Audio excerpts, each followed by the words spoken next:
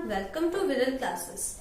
So in our last lecture we have learned the 14 principles of management that is given by Henry Ford, and today we will learn scientific management. Word itself says science. कोई intuition नहीं है, कोई imagination नहीं है, कोई hypothesis नहीं है, science. So principles of scientific management given by F.W. Taylor. He was born in 1856 in USA and he was a mechanical engineer. So both are the engineer. Ford is a mining engineer and Taylor is a mechanical engineer. Now what he says scientific management is knowing exactly what you want men to do and seeing they do it best and cheapest way. अभी question आ रहा है mind में कि यार principle of management तो थे, अब ये साइंटिफिक प्रिंसिपल्स की जरूरत क्यों पड़ रही है?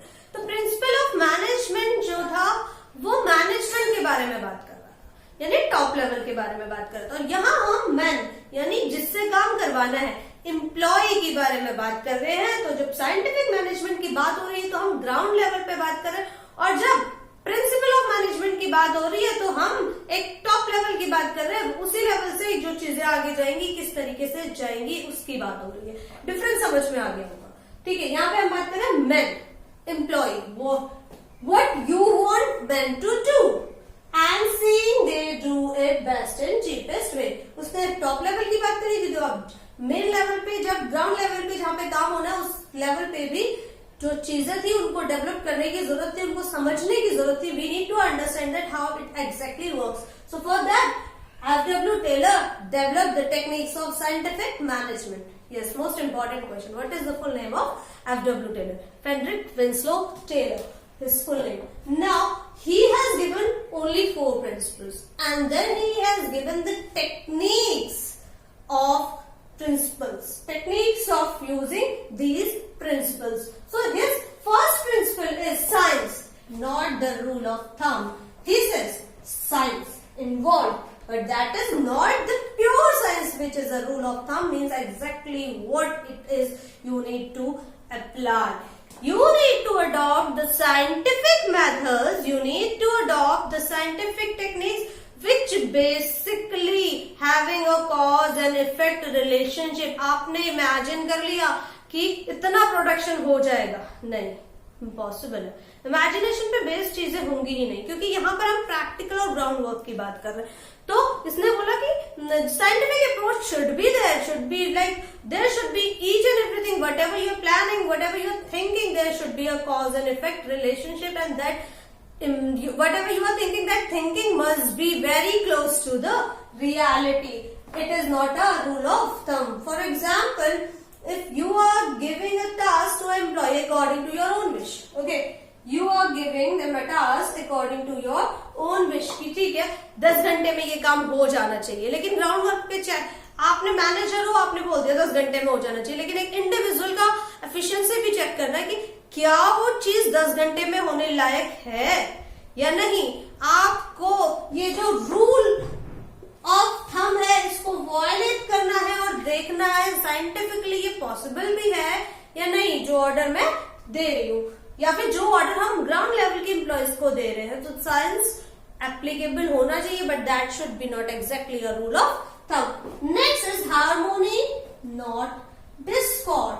Harmony means everybody knows कि जो आपके ऑर्गेनाइजेशन के अंदर का यूनिटी है, रेस्पेक्ट टू ईच अदर है, वो कभी भी डिस्टर्ब नहीं होना चाहिए.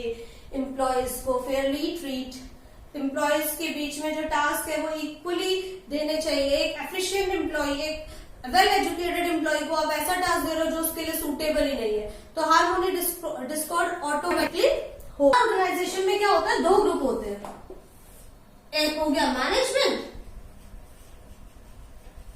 और एक हो गया एम्प्लॉयज का ग्रुप. तो जो भी चीजें हमारे पास है उनको आपस में प्रॉफिट्स को शेयर करना है. आपने एम्प्लॉयज से काम तो कराया लेकिन उन्हें प्रॉफिट ही नहीं दिया, उन्हें कोई फायदा नहीं हुआ. आपकी कंपनी का ग्रोथ रेट हाई हो गया लेकिन एम्प्लॉयज वहीं के वहीं है, ठीक है. तो ये चीज नहीं होनी चाहिए. Management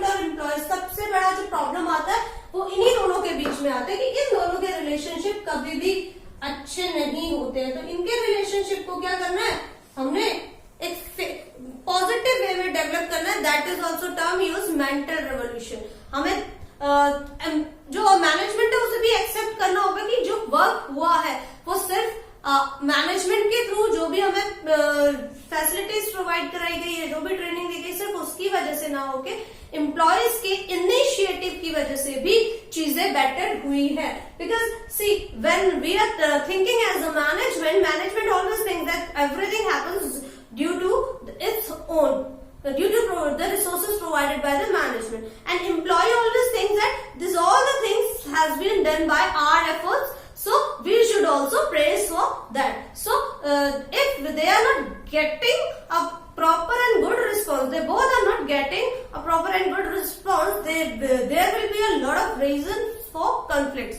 So Taylor says that should not be discarded. ये दो ग्रुप अलग अलग होके नहीं, जब एक साथ सोचे और पॉजिटिव डायरेक्शन में सोचे, दोनों ही पावर्स प्रॉपर अंडरस्टैंडिंग दोनों के बीच में हो, और जो भी प्रॉफिट्स है हमको ये इक्वली शेयर करें. Next we have corporation not individualism. एक जना मैं करूंगा, इंडिविजुअलिज्म. कॉर्पोरेशन मिलके करते हैं.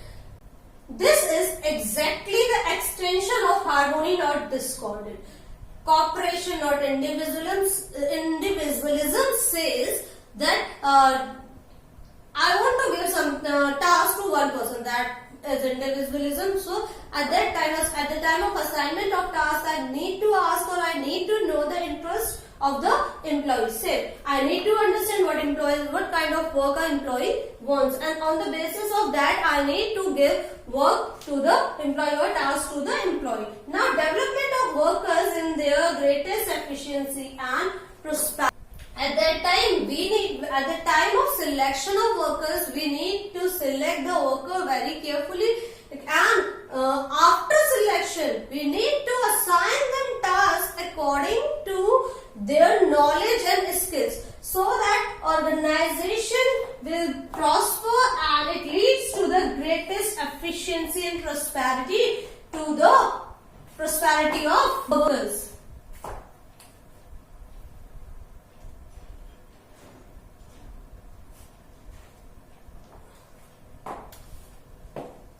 After this, he has given different kind of methods, or we can say the techniques of scientific management by which we can increase the efficiency of the workers and get the cheapest way to the given tasks done by them.